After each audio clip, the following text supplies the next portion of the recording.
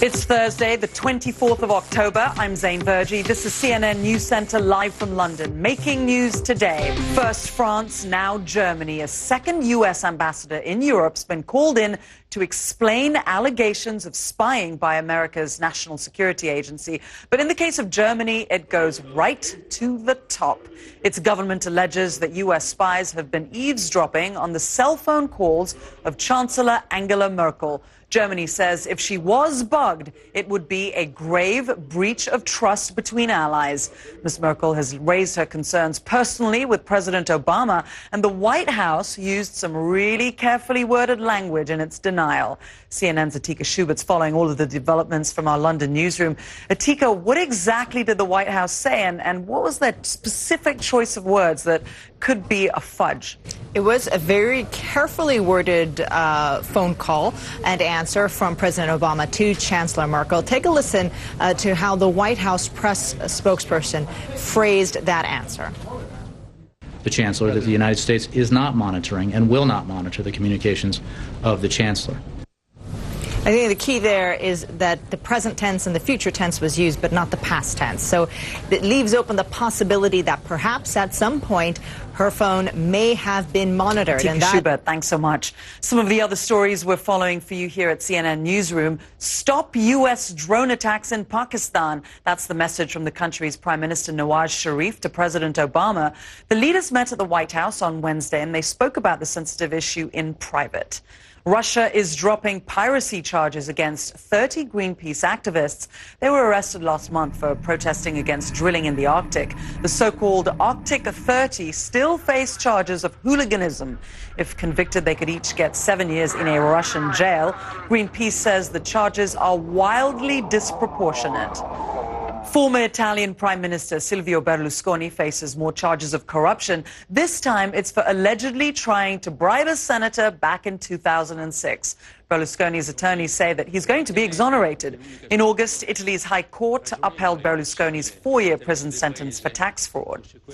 In a bold move, a Chinese newspaper is pleading for the release of one of its journalists. The headline, "Please Set Him Free," appeared on the front page of the New Express paper in Guangzhou. Yuanying Chan is the founding director of the Journalism and Media Studies at the Center at the University of Hong Kong. She joins me now from our Hong Kong bureau. Thanks for being with us. How bold a move is this by the newspaper to directly challenge the government? Could there be a major backlash on the paper and its editors? Well, this is unprecedented. I can recall an incident. Thank you. You're watching CNN News Center live from London. Still to come, all they want to do is help. So why are they in danger? Today, October the 24th, is World Polio Day. Pakistan stepped up its efforts to eradicate polio last year after the number of cases there spiked sharply. Pakistan is one of only 3 countries in the world where polio is still endemic. Afghanistan and Nigeria are the other 2. Encouraging figures like that, you can imagine the frustration of health workers in Pakistan, where the simple task of vaccinating a child has turned into deadly work. Saima Mohsin has more from Karachi. Meanwhile, the World Health Organization is investigating a possible polio outbreak in war-torn Syria. Several possible cases were detected in the eastern province of Deir ez-Zor in September. Polio virus, which is highly contagious, was last reported in Syria in 1999. You're watching CNN News Center live from London. Australians are warned to remain vigilant as conditions improve for firefighters, and we learn more about what started the deadly blazes.